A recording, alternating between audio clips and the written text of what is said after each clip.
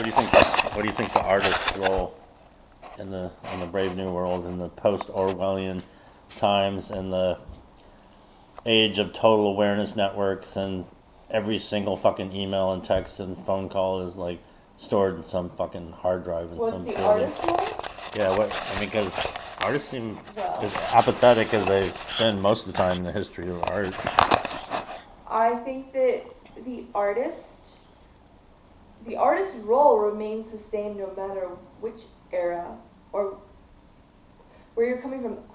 Because an artist, yeah, there are creators, but an artist is a being that creates something that actually makes people fucking think and react, and it's like, you know, art, like true art is dying right now. I don't really. Why? Why? Do you know? Yeah, because I do know, because people they have constant stimulation. People don't need to go to a gallery, or they can get their fill on fucking Tumblrs. They can get their fill of like visual stimulation just by like internet searches, or like having this Tumblr where they just like spew out, they just like repost shit that's already been made, you know? It's just like a constant like regurgitation of what's already been. People feel like they're an artist because they post risque images on Tumblr. Yeah, that's their Tumblr artist. And they don't feel like they need to contribute anything more because they're like, okay, here's my aesthetic and these are the things I'm inspired by, so I'm just going to create this certain webpage where you can go and you can see my aesthetic. Instead of me actually making anything new, I can just like I can just like spend hours and hours collecting images that inspire me, and I can put them on the internet, and maybe that's art, but that's not really art. No, you're just curating a fucking digital space, and you're not making anything tangible, anything real, and anything like new. Like you're not actually creating anything, and so I think that artists in the true sense is kind of a dying breed because people don't really buy art anymore. Artists aren't as important as they once were. You know, like the king used to hire an artist to paint the royal portrait. It was like a sign of class, and it was a really like highly revered role in society. But these days, The artist doesn't really have a role other than entertainer, unless they create a controversy or forge their own direction. Or you think art's going to be like true artists will be criminal at some point? There's been a war on art for a long time. You think we've had this conversation in our lifetime that it was like a cycle, and I said like it seems like to me it was like I think like there was some mojo or something, a war attack or whatever starting in like 2009, and you're like, no, I think it started in 2006. I'm like, yeah, that's when my world started to get fucked up with people, was 2006. Yeah. So I had the whole falling out with the Church of Satan, but now, do you feel a change in the force? Like the planet's like a different cycle? Because it seems like things are different in a positive way for no apparent reason to me, like instinctually. I don't know. Yeah. At least the euphoric new possibility. I don't know what it is, but there's probably some new possibility that, you know, creative people can have a voice. I don't know what it is yet, but that's what I feel. I don't know. There has been a shift. I don't know if the shift is like global or if it's personal and with the people that I see around me, because you know, when I first met Jen in 2006, she would talk often about just like feelings, intense like oppression, like something that was like coming down on all the artists, like suffocating all art. And things that has been lifted since, not totally, but you know, in the progresses that she's made and the conversations we've had, like there has been a lift, and maybe it's Jay. You know, like, that's the thing. It's like personal, and for me, it's like my own artistic fluxes are quite personal, depending on the people I surround myself with, and my own like level of. Do you feel like Penny Rimbaud told me? Penny Rimbaud's the drummer and the Crass, one of the few punk bands that actually stayed political to the bitter end. Told me like the personal is political, which I thought was very bizarre coming from Penny, because they were very like figurehead, Margaret Thatcher, Reagan kind of politics. Mm-hmm. Do you think like the new revolutions are people that are awake and they don't need the mass audience? They have smaller audience, or they have a circle of friends, they have a cabal, and they don't need the whole wide world to do what they. It's maybe it's internal. It may the shift and like how the artist can influence people could be just in the way they live their life, and they don't need to be a Madonna or a fucking Elvis. Well, you know where that leads. Okay. Well, that's really interesting. I think that it's kind of in between, because before the internet and before social networking and things like Facebook and Twitter and whatnot, like, in order to have any sort of like public appearance, you had to be famous and you had to have other people like put your image out there. But these days, like, I know that because people tell me all the time, I influence and I inspire people just by the way that I live my life and the things that I do. Yeah, it's wonderful seeing how people are attracted to what you say, and not just because there's all these beautiful women on Facebook and everyone likes them because they have like new makeup or something. No, and you have something to say. It has nothing to do with my no, but you transcend that, and you. And I actually like have sincere people that actually like interact with you and I have things you fans, post. And I have an actual following, and that's the thing. It's like I think that the internet will help certain people with voices and that have true artistic abilities and callings. So there are like the small calls, like you say, these like small communities, but I think that those communities aren't necessarily just like in the physical flesh realm. I think a lot of them have to do with these like online platforms where, you know, you can accept friendships from people all around the world, and you might just spark someone. We've both like actually traveled the world and met these internet people, and sometimes romantic, sometimes not. Mm-hmm. Sometimes horrible like bad situations and romantic, and even like bad relationships. But the good outweighs the bad when you make an appearance in real life. But I'm kind of feeling the limitations of Facebook as me as an artist. The thing with Facebook that kills me is the war on nipples and nudity. Like, what do you mean? What's the war on nipples? The censorship. But it's a corporation, and you're agreeing to you're like in their mall. I know, but that's fucked up because some people only communicate through Facebook, I've noticed, or texting. It's like you don't exist. I don't have texting, and I deactivated my Facebook account, so people, it's like I died. Like people I know.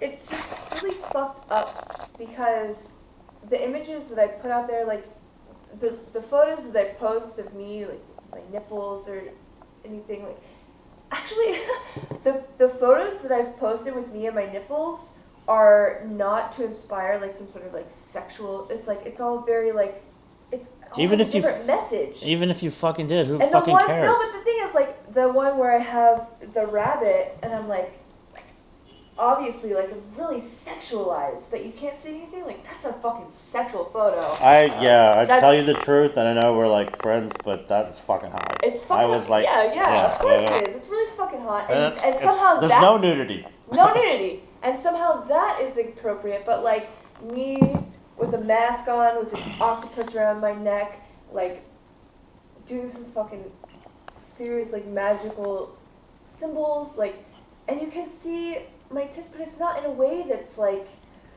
oh yeah, baby, like come on my face and put your dick in my mouth. I'm like, God, look at these tits and like cover me in your cum. It's not like that. But you know, for me, your image has always like outweighed your physical beauty and attraction. No, that's the thing. But it's also doubles your fucking physical attraction because, like, oh my god, the fucking things that she posts. Right. So, but that's the thing. And that's what kind of kills the Facebook platform for me is because I keep on getting censored and I keep on getting put in Facebook jail, and it's like, and people are so like. I can't tell you how many times people have been like, "Oh my God, you're the best thing in my newsfeed. You're the only person who's actually speaking their mind. You're like the most free person." Yeah. But I'm not free because I keep getting censored. But you, Magus Hannah, are unshameable. You know. I'm unshameable. Yeah, because you know people like are reporting your images, or people in fucking the Philippines are tagging your images and putting you in Facebook jail. And then like sometimes you'll post something or say something and someone will like try to shame you, and it's like we're like I can tell people I don't do guilt or shame. Mhm. Yeah, you know? I don't accept it either. And that's why I adore the Facebook platform, because it allows me the publicity to be able to be like, okay, here we are. We're on the internet and these may be facades, but we come across like actual social interactions and exchanges where like everything that you say is public. So here's your opportunity to like be who you are. And then when you stand up every time and you don't claim someone's drama and you outsmart them and you out-trickster them and you're fucking witty and sexy and hilarious and fucking awesome while you're doing it, then people look at that and it inspires them. And it's beautiful. And they tell you like your personal emails and all the time. But do you feel that maybe the bots are profiling you with tag words like you know Facebook does this whole thing where they have this program that can look at everything you've ever posted, your whole Facebook history, and decide what crimes you're doing. Yeah. Do you think they have some software that are like on this person's profile, you out of billions are saying certain words that have other people say certain words. The people on their profile don't say too many things that are smart, and all of a sudden they're saying smart things on your profile, and you're like an instigator, a troublemaker. Do you think like somebody is creating a program or whatever to catalog at least, because we're not at the point where they're kicking in your doors or mine, because that's not economically viable. That's not how it works now. I'd rather send like in the future it'll be drones. Right. And you're not a threat now, but it's being cataloged, so maybe like, you're tagged as a potential future threat of threatening, because you make people think or you challenge them. Yeah. And then you have a lot of associates that are. That's the thing. I call them the last artists, the last true artists. I've spent, the last decade or so. Are you scared? Because in my view, you're like the next generation coming up to like take on all this weight. You're like. But the thing is, I don't relate to my generation. I've always surrounded myself with people who are older and wiser and more experienced than I am. Why? You an old soul, or? I am an old soul, and also I gravitate towards people who have something to teach me. I gravitate. You do, yeah. Towards people you who listen yeah, because like I don't want to just keep on repeating the same shit that I know. I want to fucking listen and I want to learn, and so I manifest people in my life who are actually like working in the realm, the art, the sex, the creation, the revolution, like revolutionaries, people who are actually making a difference. What does that mean? In the 21st century, the word revolution or revolutionaries. In America? Yeah, from your experience. In America specifically, and for art revolutionaries. People who have a message, people who are visionaries, people who see the world in people who pierce the veil of bullshit. People who can get past all of the conditioning. People who make it their life's work to know who they are. Yes. And how they can influence the people around them. People who have the talent and the will, the motivation, fucking gumption to fucking do it. The fucking balls, the bravery, the courage, the shamelessness to be yeah, who that's they what are. it is now. It's like people have like the why bother attitude with stuff. So you think my work is doing its work and effective? Oh, absolutely. You're one of the few true living artists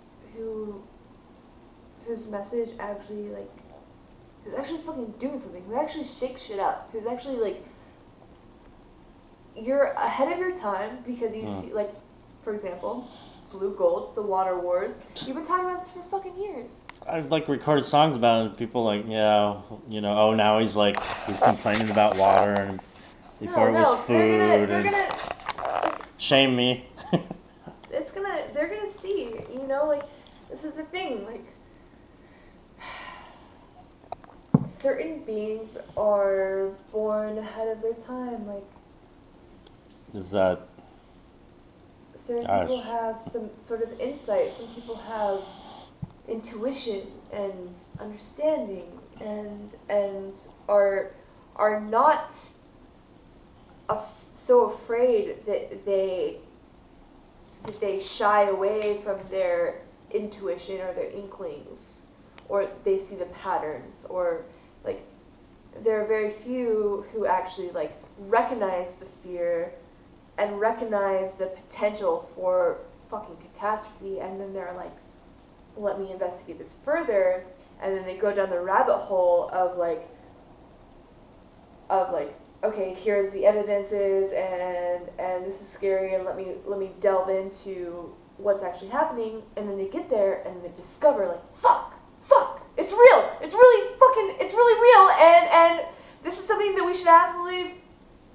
We need to talk about this. We need to start the dialogue. This is something that's actually going to happen, or could happen, unless we fucking do something and people about are it. well, that's not happening in my life, and the government hasn't sent me a bill. It's this immediate satisfaction, there's not actually, if there's not a fucking, if there's not a tick biting my ass right now, then I'm not going to, whatever. But people are, you're right, people will say things that are in my lifetime, 20, 30 years ago, if somebody said that, everybody go you're fucking nuts. Right. Because I don't know who said the quote, but about the whole Nazi, they came for so and so, but I wasn't, whatever, and then they came for, but I wasn't that, and then when they came to my door, it was too late. I mean, that's so true now. Mm-hmm. Simon and Garfunkel's song "Sounds of Silence." It's about apathy of the masses. It's people love that song, but they don't know what the fuck it means. I'm we're in the era where people love shit and they don't know what the fuck it means. And they're not respecting, a lot of people aren't respecting people like you and me. Mm-hmm. And some people want to put people in the paranoid conspiracy theory or whatever, or emotional. You have an emotional problem, but artists are supposed to be emotional. And America's an emotional country. It is. There's emotional truth. So, but the positive side of all this for me is we're at a point where scientists are talking like artists and mystics, and they're questioning the fucking nature of reality, and they have substantial evidence that matter, the god of the 20th century, disappears. It cannot disappear. Matter does not disappear. Where does it go? And other scientists are you can't prove what happens in the scientific method, so therefore we're going to ignore it. So it's for an artist, that's a very exciting, this should be a new renaissance. In my mind, it's a fucking new renaissance. It is a new renaissance, but the thing is back in the day, like the last Renaissance, you know, people weren't as distracted as they are now because people many distractions. Like, how can you have a Renaissance? Oh my gosh! When the entire fucking society is just fucking tunnel tubed, connected to their fucking chosen media. Like, I'm gonna watch fucking baby beauty pageants. You're so right. And they're gonna ignore anything that has any matter because it might hurt. They might have to feel something. But you might have to confront the things that are fucked up. You know what? It's so beautiful to hear you say that because I had a great teacher, first art school I went to in Oregon, Hal Maddox, and this was before the internet. And he's like Hal Maddox. Yeah. Maddox. Yeah. HAL. That sounds like Haddix. Yeah. It does. Maddox. I never thought about that. You're like the continuation of him. He's an abstract painter, lived in Grants Pass, Oregon. Okay. His wife didn't understand his art, and he's like had to become a commercial art teacher. But he said that old masters, they didn't have the distractions we had today, like licenses, the IRS, the Social Security number, you know. And now we have the fucking internet. So it's like what he told me was like now it's like a millionfold. You're right. You're so right. Mm-hmm. But I mean, to me, like, I don't like. This like some people can't like that I know and we know they can't take all this like heavy dark like all this burden, and to me like having this conversation with you is so inspiring. Yeah, you're the only fucking other person that I have ever met who gets fucking excited about this shit other than like you, me, and Marley. Yeah, totally. You know, it's like gives us fuel and like, oh, these guys are different. So it's like, why aren't other people like